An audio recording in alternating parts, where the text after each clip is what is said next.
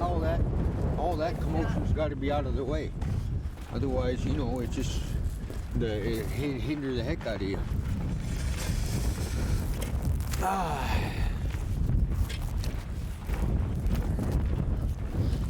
So yeah, maybe you can explain some of that as we're going here. So it's what, because you can't move around a lot when you're on the sled? Yeah, you well, it's just you know, your clothing can be so uncomfortable or weighing you down or making you heavy or uncomfortable. If your clothing doesn't fit right over, say like for the Iditarod, if your clothing doesn't fit you right and proper, and it just wears you down, gets you tired. If it gets you tired around the house and it bothers you around the house, multiply that times 100 on a Iditarod, you know. So, you know, just the little things can just really wear you down. Well, even in a 200-mile race like this one we're preparing for, you know, it's 20 hours or so with your clothes on, and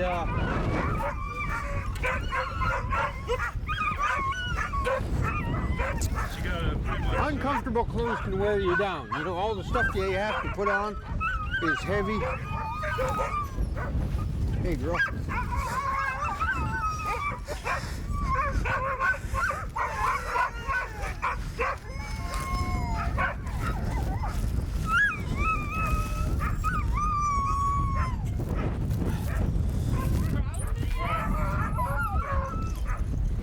Hey, Spark.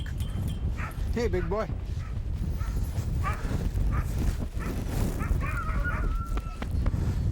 Well, the storm filled their houses plumb full of snow, huh? Hey, girl.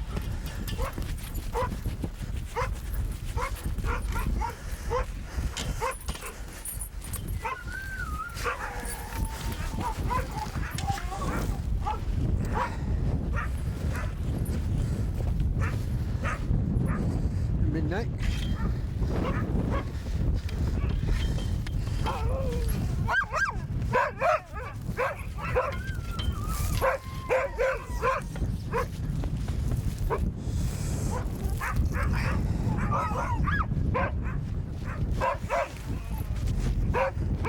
Digging your chain out, big man. No sense to be excited.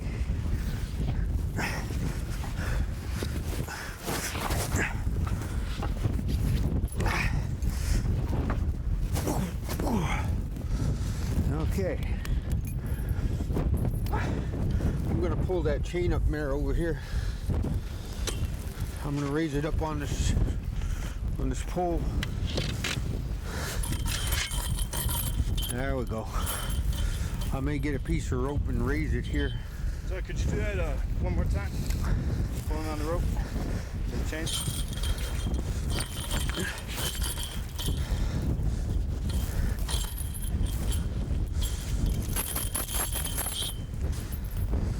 Okay, it's loose anyway. Yeah, we got buried up by a storm here. In fact, such a good storm that they canceled the race for another day, which is probably a smart move. If the dogs are burying here in the village, I can imagine what the trail is doing out there. Is that something that happens a lot? Well, not necessarily. I don't know. I don't know whether I'm jinxed or not, because I was here, I raced this race about 2 years ago, and I got here and it rained for 2 days. They canceled the race for 2 days of rain. So yeah, I guess it can happen. This year the Cusco was canceled due to real bad storms and mean temperatures, and I cracked jokes about them, and well, here I am. You know, I ain't cracking jokes about this one. I'm actually in this race, so here I am. I'm digging my dogs out of a blizzard.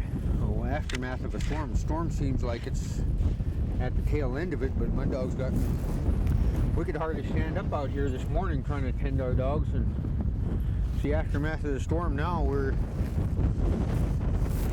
Well, I should say, I guess she's busy digging them out. I'm supervising.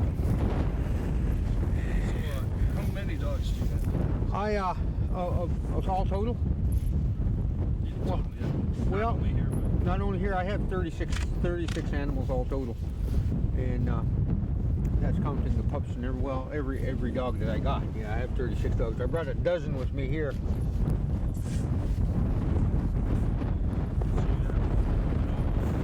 Oh yeah. They, well, you spend a minimum of 8 hours a day with them. That's minimum. And of course, the dogs get to know you, and you get to know them, and they learn their names. That's the first thing they pick up. And yeah, it kind of amazes everybody, even in a village. They go, do they all know their names? You go, well, yeah. Well, in an 8-hour working day, you could get a lot done. And I get a lot done around my dogs in an 8-hour day, and that's the minimum amount of hours I spend with them. We'll take a little break, see where we are. I may get a piece of rope up and chain it up. Yeah, this was bare ground when we came here. In just 2 days, I'm there. Well, it's getting nice out there. Maybe they should have had the race at 3 o'clock.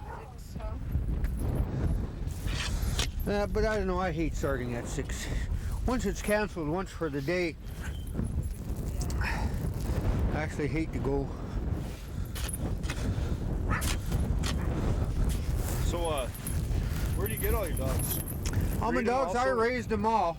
I raised all my own dogs. Well, actually, though, I got this dog here was given to me by Dan Olanna and Shishmaref, and these two here I traded with another good friend of mine in Shishmaref, Tony Olanna. I got these 2 dogs from. But no, I've only ever really raised all my own dogs, and outside of these 3 here, So you say you started when you were. Maybe you can tell that story again? Yeah, I've basically been running dogs all my life that I can even remember.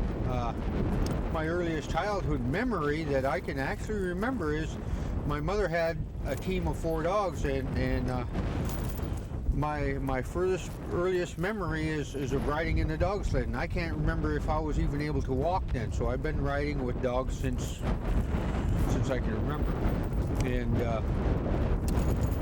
And I started running dogs before the event of the snow machine really taking over the dog era. I watched that happen with my very own eyes. I watched the ending of dog mushing and the beginning of snow machines taking over in the villages, and it's like it happened overnight. It happened so fast, it was unbelievable. I was just shocked as the big turnover that everybody was just making so fast and drastically. Overnight, dog teams were disappearing out of a family, that totally depended upon a dog team, and then overnight it was gone. In one day it was gone. One day they had a snow machine, and the next day the dog team was gone. It just didn't happen gradually. Within 2 winters, I seen most everybody convert, and it was kind of a sad era. It was. I can remember watching it with sadness in my heart, watching it happen. And I just never went to the snow machine. I continued with the dogs through there, and I own a snow machine now, but I owned for many years where I never even owned a snow machine or ran one, and I to this day rarely run a snow machine. On principle? Well, just the fact I'd rather run a dog team, and any of my friends, the ones that do know me, know that they'll never load me a snow machine. In fact, my other half here bought a snow machine here last year. Getting out of the yard, I did $400 worth of damage to it. So that's how good I am on a snow machine. So it's not animosity for a snow machine? No, it's not animosity. And that's another reason I stayed with the dogs. I'm not exactly the most mechanically minded mechanic or anything. So yeah, maybe you could talk a little about the interaction, like the bond that you have with the dogs. Yeah, well, it's bond I got with my dogs, I just know each and every one of them, and each and every one of them I get to know their eating habits. I know where a particular dog likes to be petted, or whether they want to be petted or not. And I'm to the point where I can turn any of my dogs loose and call them by name to their chain or to their stall in the barn. At home I have a indoor kennel where they stay, just to save energy basically, and just to take better care of them. That's where the bottom line is in animal care. And I've always loved dogs, and that's the reason I'm still doing it. And I've been doing it since forever, it seems. I guess for basically my entire life.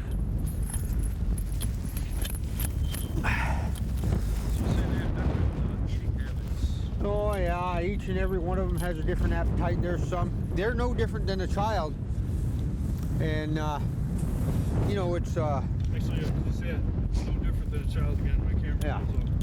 Yeah, they're no different than a child. You know, you can spoil them to where, you know, they wait for dessert, you know, or they won't eat what's good for them, and try to hold out. So you have to stay on top of it. It's training all the time, eating habits and running. Running is one of the easiest things. They do it naturally, but eating habits is another deal. And some dogs they're no different than people. Some people just love to eat, and others just don't quite got the appetite. That's what I try to tell most anybody, is as far as when I get anybody wanting to know about the dogs. They're no different than a human being. They're all athletes, you know, and they're all they need to do is be well taken care of. Hey, Dynamite. Come here, big boy. Cheers, Dynamite. Oh, he's a stick of dynamite too.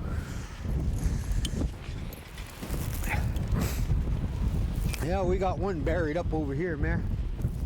Looks like we got the chain out pretty good though, huh? Hey, girl. Oh! She whacked me pretty good with her foreleg there.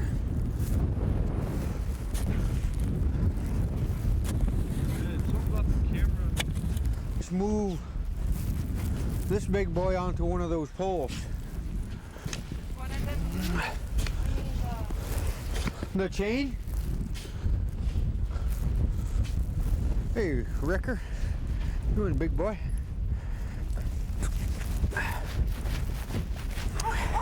Survived the storm, good, eh, boy? Didn't lose no weight, that's for certain.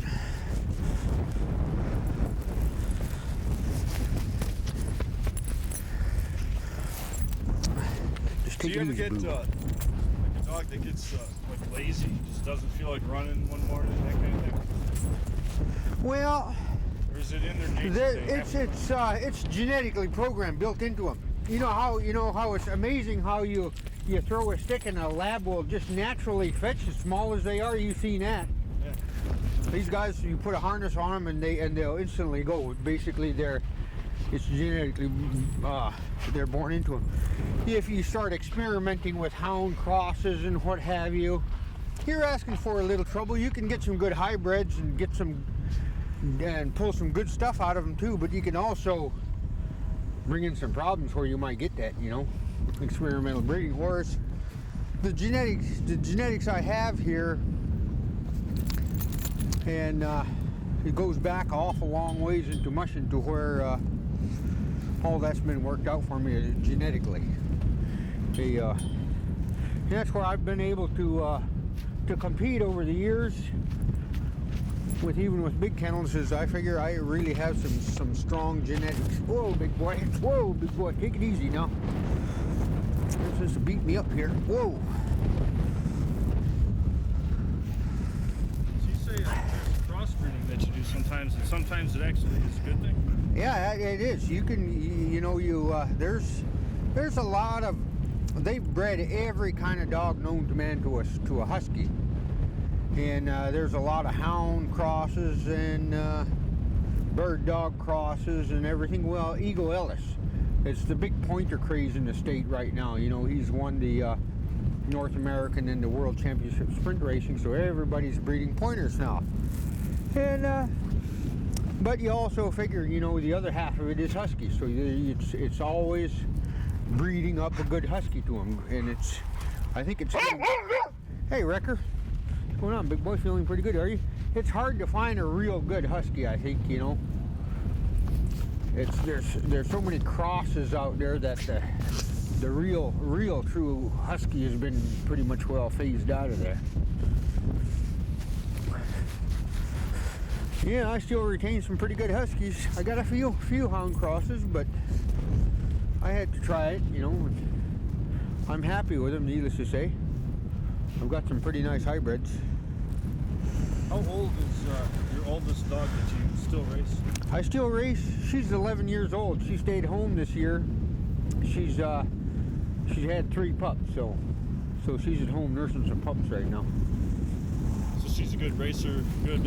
Oh yeah, yeah. Are probably gonna be good. Yeah, I'm hoping so. Well, that's the plan. That's the reason I'm saving them and keeping them.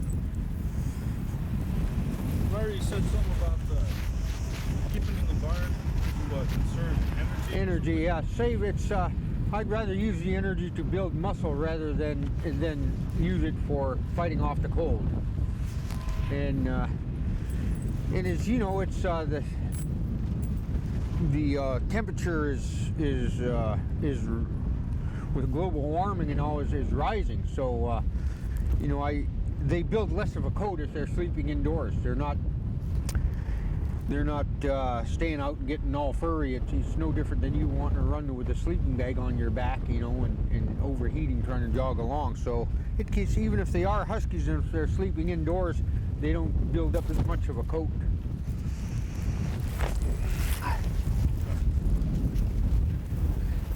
This guy is very. Yeah, he's just a big friendly boy. Yep. Yeah, he's not happy. He was stormed in. He's snowed in right now, so I'm gonna dig a chain for him out over here and move him. You got a chain there, Mare? Yeah, Okay. Is the snap working? Yep, I checked it. Okay, let me move him over. Yeah, he ain't happy about this getting. Frozen though. Huh? Good. The snap frozen?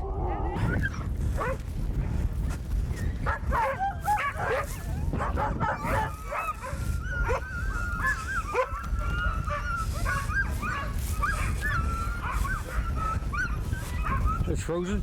It works, so I think we just got to unstuck.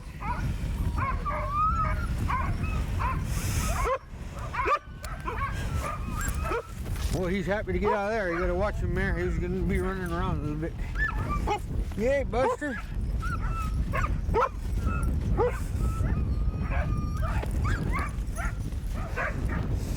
Yeah, he's happy to get out of that spot. There's one more right here, but we'll have to axe it out. The rest of everybody's okay.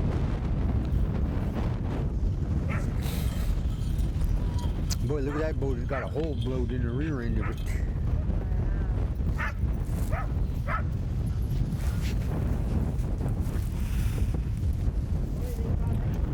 They got iced up a little, yeah.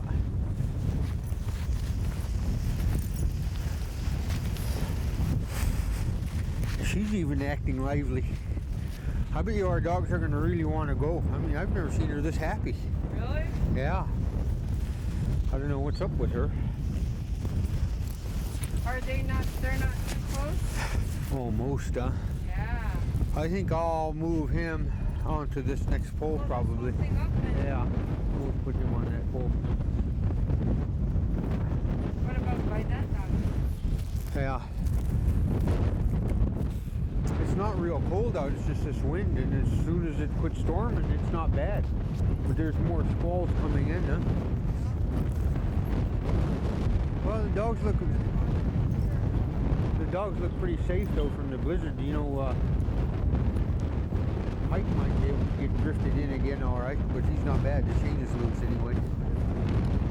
He's fine. I put a new chain on him.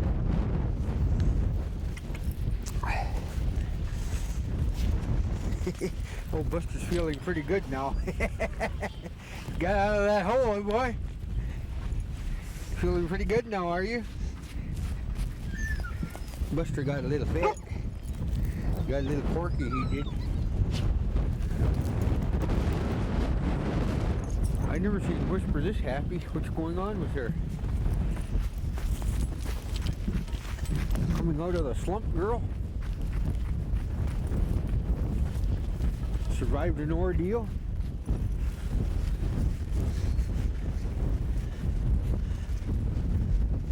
I should have brought my brush along, you know, that wouldn't be a bad time to do it. So, maybe tell us a little about, like what you're thinking about on like a long distance run, you know, with the dogs. What I'm thinking about as far as strategy goes, as far Strategy, as or even just when you're in the moment. in the moment. You know, just you and the dogs and there's nothing around, you know, that kind of thing. Well, yeah, it's when I'm out running, it's the hardest thing for me coming to a race is, of course, getting to the starting line. How am I getting there and this, that? And once I'm out of town, and it even happens to be in the village on a long run. Once I'm out of my yard and I get within a mile out of the village, and I'm in my most comfortablest mode. I've been doing that forever, so I'm comfortable and fine out there. It's a matter of getting out of town, and of course you got a lot of time to think and reflect, and I just get in the feel of the dogs, feel the rhythm of them. They're all there traveling, and the animals, they can sense how you're feeling. So you know, it's a connection you have with your animals. You know, you give them the presence of knowing that you're behind them, you're with them, and keeping them, and so knowing at all times how they're feeling, you pretty much should be able to feel the way you're feeling is that's the way your dog should be. And I have a lot of time to reflect on a lot of things, and I think of things on the trail of time I spent. The biggest memories I have are times I spent with old mushers that are gone now. There are some guys that were real influential in my dog mushing career, guys that were real dog men as far as I'm concerned, the real dog men, you know, guys that lived their life traveling in this country by dog team. They made their living with a dog team, traveling, you know, between shelter cabins, hunting with them and fishing with them and traveling with them, and whether it be hauling their firewood or bringing home the groceries, and their lives were based around a sled dog. And I got to travel with them and camp with them in different places and on the trails, and spent a lot of time with them, and I think about them a lot when I'm out there. Alright, I'm about to run out of tape here, but so you guys are married or just together? Yeah, we're together, and we ain't necessarily married. As far as Christianity goes, I guess, you know, I just failed to see, to be honest with you, failed to see where... Oh God, don't say it. No. Yeah, not on film anyway, I guess. You know? Alright, well, just so they now need like your name. You want her name? You want her to tell you? Because you just tell me Who she is? and how you spell it. Yeah, it's Mary. Actually, how about this? Yeah. You got a couple minutes now. Why don't you sort of introduce who this is here? Yeah, this is Mary Olanna, and she's the better half of my mushing career here. And originally she was from Fisherman, but lives in Keller with me now. So. And how do you spell the name? Mary, M-A-R-Y. Olanna. Olanna. Oh, yeah. Olanna. How about if I just put him across? Well, I'll just put him on this one over here. Whoa, big boy. Whoa. Yeah, it's icy underneath, snow on top. It's pretty tough walking. How about mushing? Well, I think the trail is going to be fine. It's going to be a new trail. It won't be a fast trail, so it'll be a slower race than what we anticipated. But I'm looking forward to it.